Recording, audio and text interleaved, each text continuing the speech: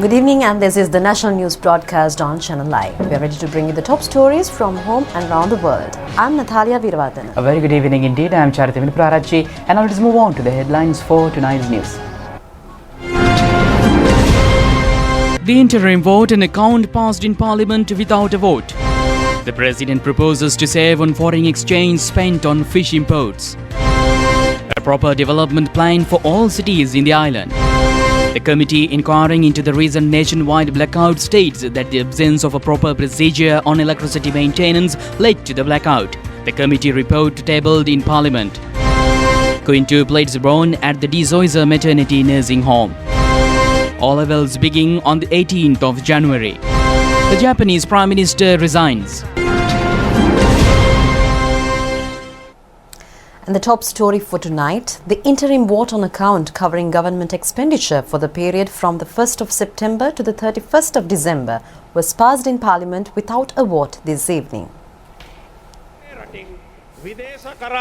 Speaking in Parliament today, Minister Dinesh Gunawardena said that it is disappointing to talk about importing food items when food can be grown in the country itself. The minister stated that the government will overcome the challenge and prevent foreign exchange flowing out of the country. He further stated that a new source of revenue can be created amongst the farming community and the rural people of the country. Parliamentarian Gayantha Karunatilaka pointed out that at this moment, when the government is seeking parliamentary approval for government expenditure of 1,744 billion rupees over the next few months, the question is to be raised as to whether priority has been given in the government's agenda to deliver the citizens from the heavy economic pressure currently experienced. Minister Udaya Gammanpilla said that the people of the country have placed their confidence in the President and the Prime Minister to uplift the economy by voting the government to power with two-thirds majority. He pledged that the confidence placed in the government will be preserved and the economy will be restored. Quoting the projected economic growth of several countries, Minister Dr. Bandula Gunawardena said that for the year 2020, the USA has projected an economic growth of -8%, whereas the projected economic growth of Germany and France is -7.8% and -12.5% respectively. The minister further stated that when the global economy is facing collapse, if only Sri Lanka's economic growth rate shows a positive figure, then Sri Lanka should be the superpower of the world. Dr. Gunawardena also stated that the highest achievement of the government is safeguarding the people of the country from the COVID-19 epidemic, as President Gotabaya Rajapaksa, Prime Minister Mahinda Rajapaksa and the entire government fulfilled this responsibility well. Meanwhile, President Gotabaya Rajapaksa says that saving on foreign exchange spent annually to import fish needs to be planned under several aspects. The government spends close upon $500 million annually to import fish, dried fish, moldy fish and salmon. The contribution of the fisheries industry to gross domestic production has been 1% so far. The President emphasizes that the fisheries industry should be upgraded to be amongst export produce that earns foreign exchange to the country by properly repairing the benefits the sea around the island and tanks in the interior of the country. The President expressed these views at a discussion held yesterday at the Presidential Secretariat regarding the future plans of the State Ministry of Ornamental Fish, Freshwater Fish and Prawns Production, Fisheries Harbour Development, Multi-Day Fishing Vessel Affairs and Fish Exports. In the exports of ornamental fish, 95% of freshwater fish and 98% of sea fish are locally spawned and exported. Ornamental fish industrialist states that the capacity of exporting around 700 types of such fish exist. The capacity of earning more foreign exchange by spawning and exporting freshwater fish endemic to the country was also discussed. The President instructed the officials to look into the possibility of easing restrictions of importing aquatic plants that have high global demand in order to grow or re-export them. Chairman of the Presidential Task Force of Economic Restoration, Basil Rajapaksa, stated that although around 18,000 tanks can be found in the interior of the island, only around 1,500 tanks are being utilized in the freshwater fishing industry. Therefore, the protein requirement in rural areas can be met by identifying tanks in which freshwater fish can be spawned in order to uplift the industry. Plans have been made to release 90,000 fish fingerlings to tanks in order to upgrade the freshwater fish industry. The discussion also focused on need to manufacture multi-day fishing vessel with deep freezer and sanitation facilities and to provide work-related training for fishermen. At the discussion, it was emphasized that the Fisheries Corporation is facing a severe financial crisis and is unable to supply services to vessels and fishermen. The deep freezer facilities constructed in 2017 are dysfunctional, and individuals engaged in the sector stated that deep freezer facilities that are functioning have been leased out to private entities for long-term lease periods such as 33 years. The president stated that in the production of dried fish, only fish that cannot be found from countries' waters should be imported. A decision was taken to sink unusable train compartments, buses and fishing vessels at 172 locations in the country's sea areas is a bid to create artificial spawning centers in order to upgrade the fish harvest. The president also instructed the relevant sections to fulfill the demand of canned fish locally. He also stated that vessels needed for fishermen and the industry needed to be manufactured by local institutions. State Minister Kanchana Vidyashekara, Presidential Secretary P.B. Jayasundara, Secretaries to Cabinet and State Ministries, manufacturers of fish productions and businessmen attended the discussion. Prime Minister Mahinda Rajapaksa, in his capacity as the Minister of Urban Development and Housing, instructed the relevant sections to prepare a proper urban development plan for all cities in the island today. The Premier joined in a progress evaluation meeting held at the Ministry of Urban Development and Housing at Surupaya in Battaramulla today. At the meeting, the Premier instructed the officials to make sure that allocated residential areas in urban locations are not utilised to set up business entities upon influence. The Premier focused the attention of the participating officials on preparing a plan to prevent garbage collecting in the sea by preventing garbage getting collected along the rivers. At the discussion, the Premier pointed out to the officials of the State Engineering Corporation the significance of encouraging competitive private sector development projects in addition to development projects of the state. The Premier instructed that unfinished projects of the previous government be completed, and Prime Minister Rajapaksa stated that under this ministry, development projects costing 28 billion rupees will be carried out during the next 4 months. Secretary to the Ministry of Urban Development and Housing, Sirinimal Pereira, stated that institutions that have become loss-making entities due to inefficiencies and irregular appointments made during the previous government need to be made profitable. At the discussion, it was revealed that under the Urban Development Authority, a low number of around 450 houses were constructed over the past 4.5 years. Director General of the Urban Development Authority, Prasad Ranavira, said that vehicle parking spaces are needed in the main cities. In addition, housing projects targeting low-income, middle-income and upper-income earning families and public sector employees will be implemented in future. Attention will also be focused on shanty dwellers. The chairman of the Urban Development Authority stated that a revenue of 6 billion rupees is expected next year. Governor of the Central Bank of Sri Lanka, Professor W.D. Lakshman, says that Central Bank is committed in joining hands with fiscal and policy authorities in the country to open the vistas of prosperity for the benefit of the people. He made these remarks while delivering the 70th anniversary oration of the Central Bank of Sri Lanka at the Central Bank Auditorium today. Any careful reading of socio-political, economic and related developments in the country since 2019 would clearly indicate that we are yet again in a transitional phase in terms of many things. And economic policy matters occupy a dominant position in this transitional process. On the innumerable occasions, we hear of the nation moving into an alternative economic and social policy framework. The central bank is naturally required to positively respond to these changes. The COVID-19 experience, which I hope we are all moving out of, provided an emergency type phase for these required central bank changes in policy and practice. In order to address the unprecedented problems, issues and challenges thrown up by the pandemic, the Central Bank of Sri Lanka, following its peers in other countries, hand in hand with the other agencies of the government, has provided the flow of required funds into the economy to meet the needs of the people under lockdown conditions. COVID-19 experience has provided the country's policymakers a valuable learning ground in their search for an alternative policy framework to lift the people onto a higher platform of social and economic achievements. Playing their role as agents of development, have used credit controls to modify the pattern of credit availability and to influence credit allocation patterns and interest rate structures. Market forces do not necessarily channel credit flows towards sectors that have the potential to generate employment and add value in the domestic economy. The central bank has therefore occasionally acted to directly intervene in respect of credit allocation patterns. At present, a mandatory lending requirement of 10% of the total credit granted is in place in favor of agriculture. The credit schemes operated by the central bank itself also take into consideration the reluctance of banks to lend to the small and medium scale enterprises and are often designed to absorb a large portion of credit risk.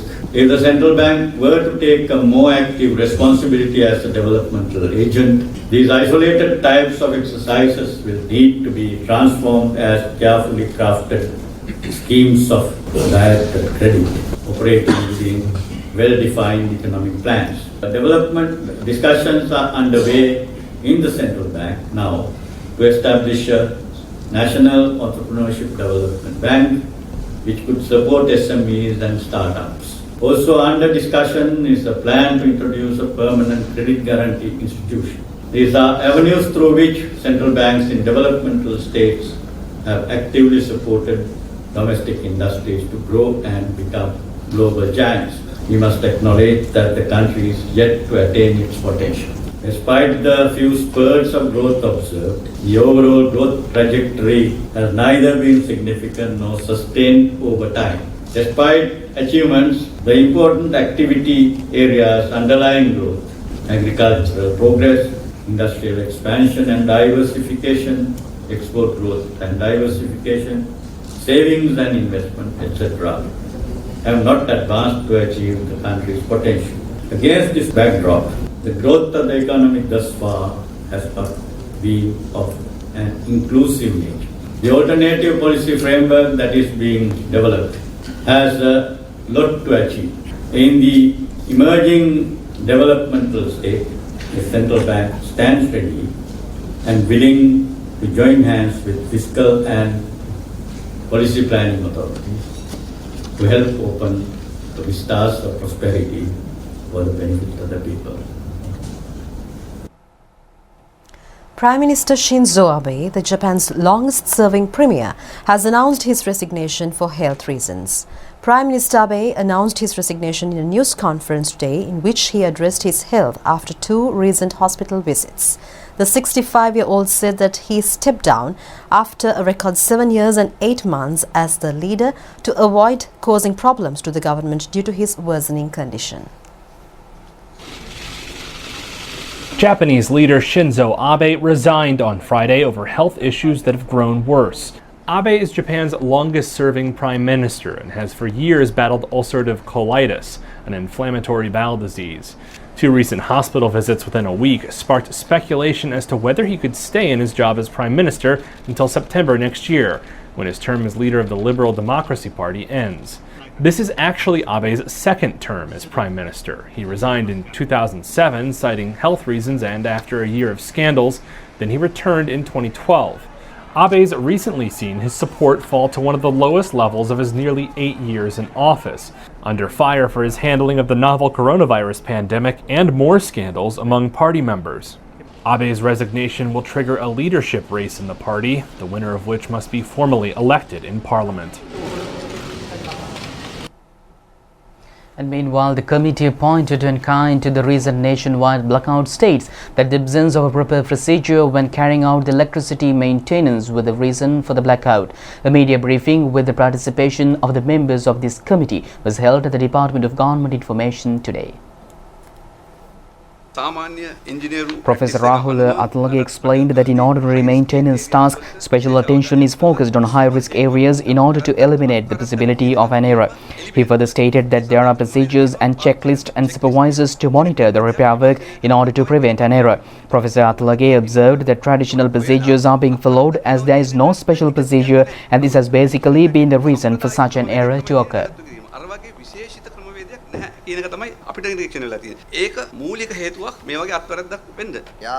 Deputy General Manager of the Ceylon Electricity Board, Engineer DJ Atulge, said that the repairman's work had not been supervised. He further stated that there are no maintenance issues. However, at this point, they have not been incurred into, therefore, the points out that a protocol need to be introduced. මට බාර දුන්න වෙලාවේ ඇමතුමා ඒ වෙලාවෙම කිව්වා වහාම මේ අනිත් recommendation පොඩ්ඩක් අපි ස්ටඩි කරලා කරමු. හැබැයි මේක පැහැදිලිවම කරන්න කියලා. The report of the committee was tabled in Parliament by Subject Minister Dalasalah Perum today. Minister Dalasalah Perum observed that many committees have been appointed in the past pertaining to the power crisis. However, there have been no outcomes. The minister further stated that he decided to table the committee report in Parliament as he believes that the tax-paying public need to be known all details should there be a reason behind the power crisis. And on more stories, quintuplets were born at the Desoisa Maternity Nursing Home in Colombo today. Significantly, they are all baby girls. The birth took place at around 10 a.m. this morning. The newborn infants are reportedly in good health. 5 doctors were engaged in the delivery. The 5 baby girls' mother, aged 29, is a teacher by profession and their father is a businessman. They are residents of Pugoda.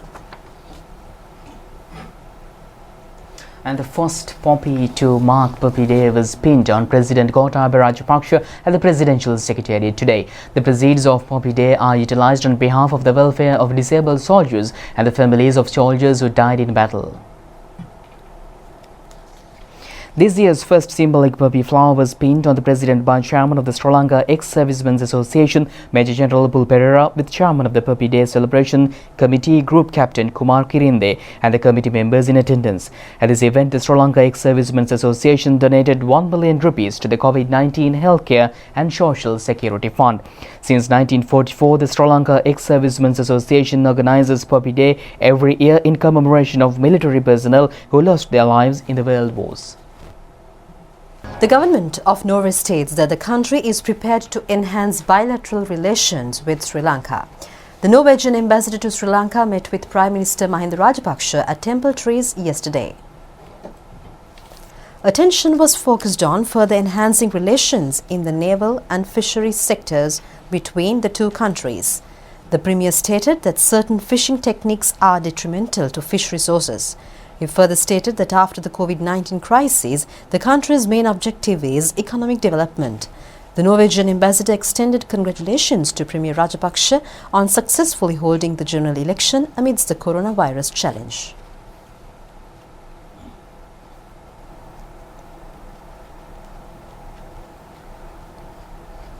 And the Ministry of Education has decided to hold the 2020 GCE audit level examination from 18th to 27th of January next year. In addition, the GCE advanced level examinations will be held from 12th of October to the 6th of November this year, whilst the Grade 5 scholarship examination scheduled to be held on the 11th of October. Thereby, the school vacation for the first term will be from the 10th of October to the 8th of November.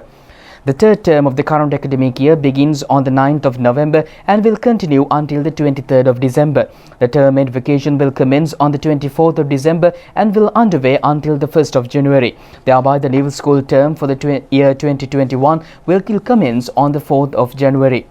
The Ministry of Education has decided to hold this year's GCE audit level examination from the 18th to 27th of January next year.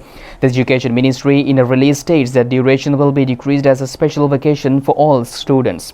The Ministry's school further states that study leave will be granted from the 1st to the 17th of January for students sitting the O-level examination. Schools will reopen after the O-levels on the 1st of February.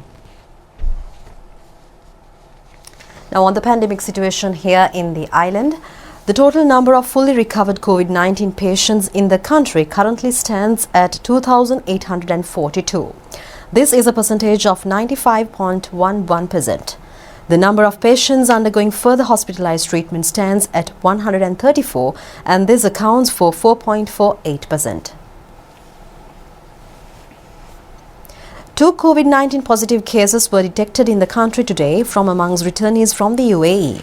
A total number of 639 COVID-19 contracted persons were detected from the cluster of the Kandakadu Treatment and Rehabilitation Centre for Narcotic Addiction, out of which 604 patients have fully recovered. This accounts for 94.52%. The number of patients undergoing further hospitalized treatment from this cluster currently stands at 35, and this is a percentage of 5.4%. The total number of PCR tests carried out in the island so far stands at 219,162, with 2,110 PCR tests conducted yesterday.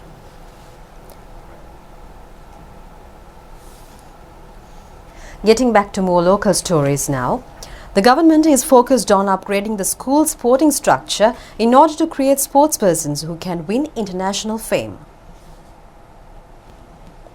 This concept was focused upon at a discussion chaired by Minister of Education Professor G.L. Piris and Minister of Sports and Youth Affairs Namal Rajapaksha.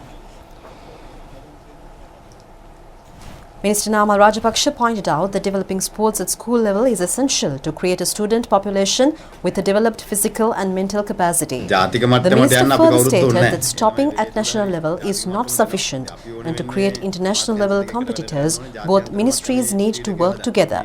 He added that the country's sports need to be brought to the level where neighboring countries can be defeated.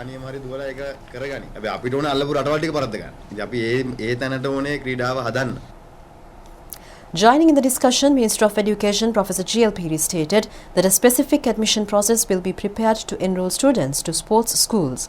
The minister further stated that steps will be taken to resolve issues prevailing in the current system. And meanwhile, State Minister Dayasiri Jayasekara says that the government led by President Gotabaya Rajapaksa is focusing on domestic industrial development while inviting more investors to contribute towards the economic growth of the country. He made these remarks today while attending the inauguration of the Mid-Year Shopping Festival 2020. The inauguration of the Mid-Year Shopping Festival was held at the BMICH with the presence of State Minister Dayasiri Jayasekara. The exhibition has been organized by the Sri Lanka Apparel Organization to promote local production and an attempt to further develop electronic and apparel industries. The exhibition will be held until the 30th of August.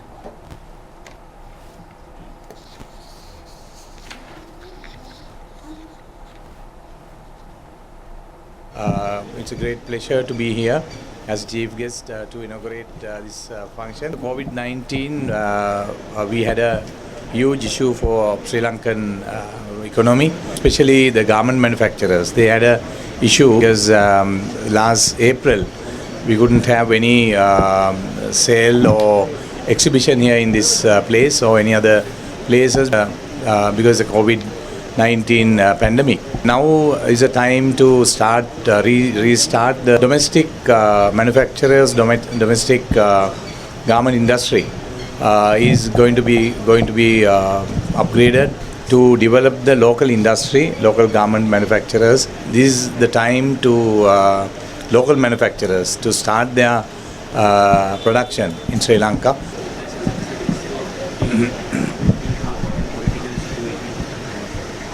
Now we have formed a government, two-thirds majority we have. So Gotabaya Rajapaksa, His Excellency, is doing his best to the country, and that is why the Prime Minister has said he is asking more investors to come and more investors to interact with Sri Lankan industries. And in the meantime, we are trying our best to develop the local products as well. We are trying to have our own products to Sri Lankan people and to export all these production without delay. The police special task force have apprehended a criminal associate of organised criminals Janit Madhushankar alias Podilasi and Jalat Sudha, together with weapons and bullets including a T-56 weapon. These items were discovered hidden in a residence in the Adadola area in Balapitia. In addition to the T-56 weapon, 98 live bullets used in the weapon, 4 magazines, 2 pistols, 53 9mm bullets, a hand grenade and 2 gas bombs were discarded. The raid was carried upon a tip-off received by the police special task force, and the suspect and the seized weapons have been handed over to the Ambalangada police for further investigations. The Nagamur police, in an operation conducted along the Kalani River at Ranala, have arrested a close associate of murderer organized criminal Samayan, the suspect by the name of Indunil Vajrakumara alias Indra, while assisting 10 grams of heroin in his possession when he attempted to dive into the river and flee. And with that, we conclude tonight's news. Do it just tomorrow at the very same time. Stay safe. Good night. Good night.